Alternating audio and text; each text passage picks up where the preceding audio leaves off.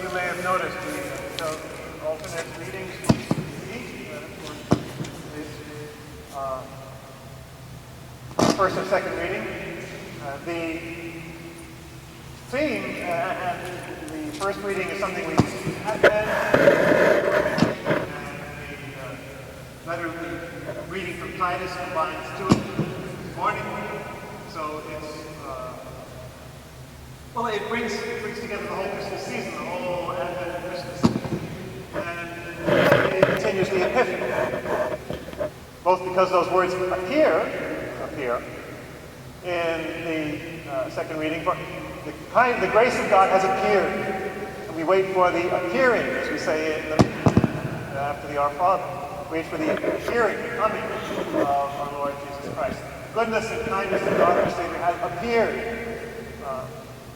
But according to the ancient liturgy and the hymns for the Feast of the Epiphany, you have the Epiphany in Bethlehem, the Epiphany to the Magi, which we celebrated last week. But today's feast is considered part of the Epiphany. And also, next week, which is often the Gospel of Cana, and will be next week's Gospel, was also considered the Epiphany. Why? Well, you can see Jesus' first sign where he manifested himself, manifested his glory to his disciples and to the people as he began his public life. That was an epiphany. And of course today too, the manifestation of Jesus at the Jordan.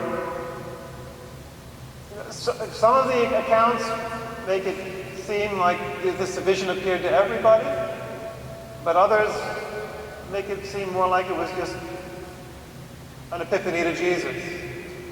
This was an epiphany perhaps precisely to Jesus himself. A reminder of his dignity as the Son of God. You are my Son, with you I am well pleased. And also of his mission.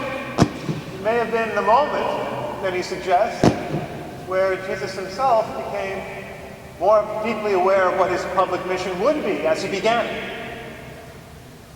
Because that verse is actually a combination of Psalm 2, you are my Son, this day I have begotten you, which is something we sing at midnight mass at Christmas traditionally. But also, you are my servant, in whom I am well pleased. With you I am well pleased, whom I have chosen. The servant songs of Isaiah. So perhaps, according to the reading, this was a moment when Jesus became more aware of his status as the suffering servant. When he went into the desert to absorb that new level of understanding. Interesting idea. So it involved his greater awareness of the intimacy with his Father. You are my beloved Son. And then also of his mission, which involved, as human life inevitably does, and all the more so if you're going to preach the kingdom of God, a certain amount of contradiction and suffering and setback, which, of course, was the lot of Jesus. But it's perhaps a good moment also then to reflect on what does it mean for our own call to become manifest. How does our call to follow the Lord become manifest to us? What is our epiphany of our call?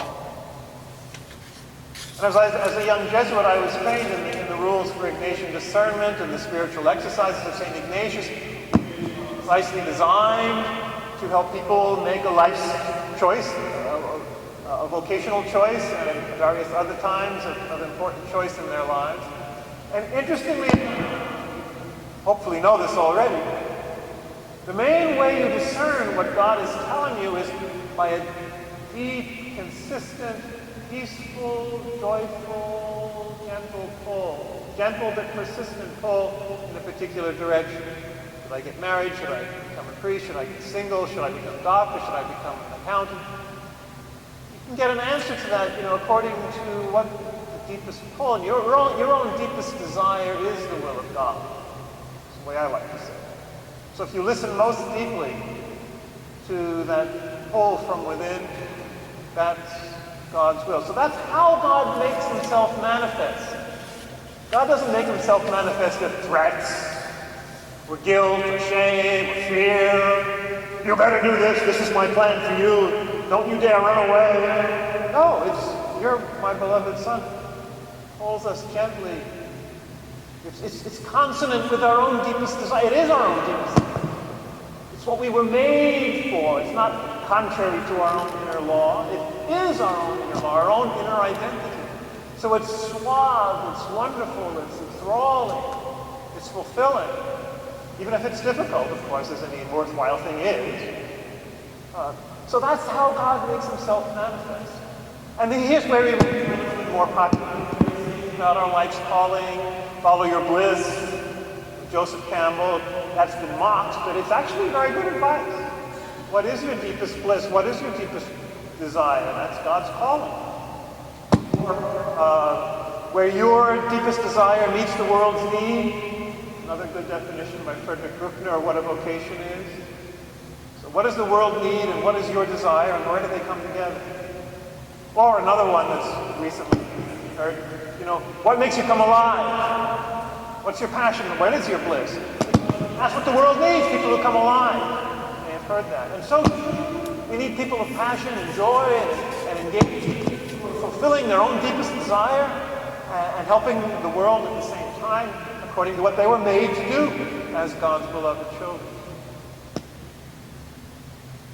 But I think what I'd like especially to focus on this evening is how does God manifest, apart from the question of vocation specifically, how does God manifest himself to you, to anyone, to people? What is the tone of it?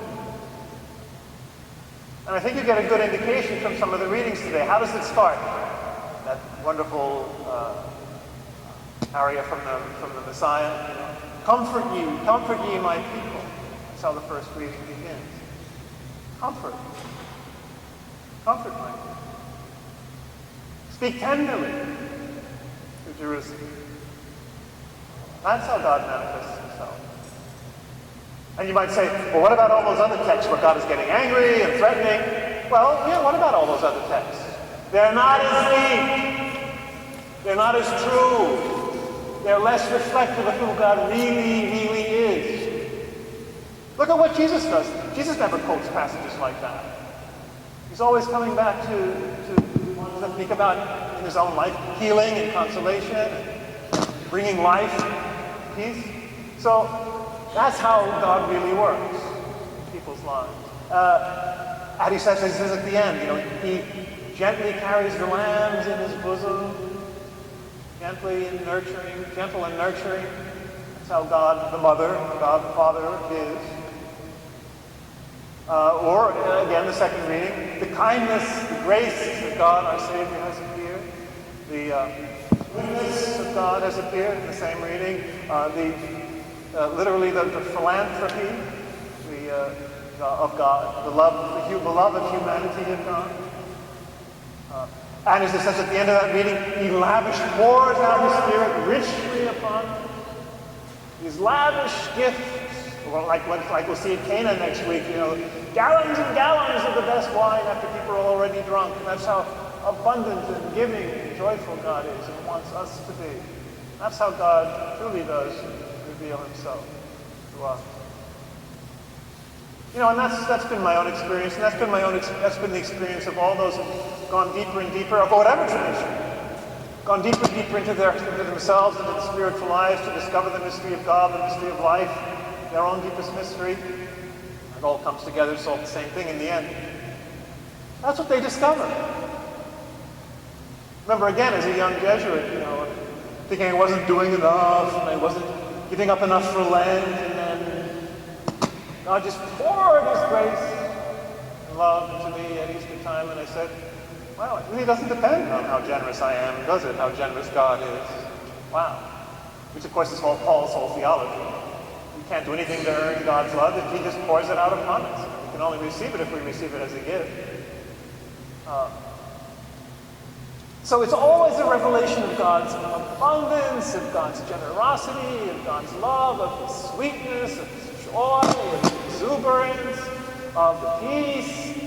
It's always a revelation of, what the Father said to his Son today. You are my beloved Son, daughter. With you I am well pleased. God sees beyond, much deeper, of course, the way he created you than all the faults and the weaknesses and the misgivings and the doubts and the fears and all of that stuff. That's what you see if you're not going deep enough. But try and go as deep as God does, and let God show you deeper down where you're this radiant child of God, full of God's life and joy and peace by your very creation and redemption in Christ. That's what people discover. So you can almost measure how many times and how authentically you've experienced God. When you were just surprised, overwhelmed, and overjoyed by, no, God is so much better than I thought. Wow. Have you ever heard that? I hope. No one in any tradition has ever deeply experienced of God and come out and said, oh, God is so much worse than I thought. God is a bully. God is a fearmonger. God is... No. Never. Or, if anybody does get that impression, it means other stuff has flooded up their experience from their own psyche or from the culture or from the religious culture. The cloud and color or debase nature of the experience. But the more authentic your experience is, the more it is inevitably, always, deeply and truly joy of liberation, expansion, exuberance, abundance, love. That's who God is. That's what St. John says. God is love. Do we believe it? Have we experienced it? And when we ourselves are radiant expressions of God's love, and all we need to do is be true to ourselves. Your own deepest desire is God's will. So that's we can trust that. And then you have a basically hopeful, optimistic, so to speak, view of life.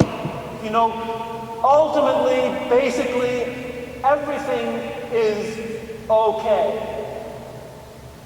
No matter what happens in the world or in your own life, basically and ultimately, everything is okay. I know it because I've experienced the Creator and the one behind it, for who that God really is. And it's always this wonderful, loving, prodigal father and the prodigal, etc. And if that's not real to you yet, well, do what you can and pray that it will become real, because that's the reality of God and the reality of who you really are. I am God's beloved child. That's who I am. Nothing will separate me from that. Not even me. God. For the world. So, this is what I often tell people, and I've heard others told this, like wise spiritual teachers. They come and they say, I'm so depressed, I'm suicidally depressed, I'm so afraid and full of doubts and fear. And that's the exercise they're given. Start every day, do it every day, take a spiritual practice, and keep repeating, I am the beloved's beloved. I am the beloved's beloved. That's who you are. How can you be depressed when that's the case? Impossible. You're swimming in love all the time. And you can't lose it. No depression possible when you get to that level. Because everything is luminous. And the joy is greater than the sorrow, and the light is greater than the darkness. Joy, I said, it's more basic and more real and more indestructible.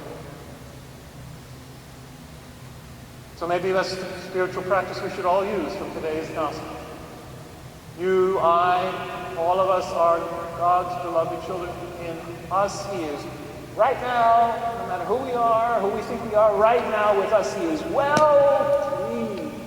He's delighted in you. Right now is good. If we could just wake up to that, we'd be able to rejoice in the Lord always, as St. Paul says. So pray that we may be healed from all the negativity of ourselves and our vision of God that we've been fed so often, and really recover, how does God really manifest God's Son? What does it really feel like and taste like? Well, that's what it tastes like. We are God's beloved. We are the beloved's beloved. But before eternity, right now, for all eternity.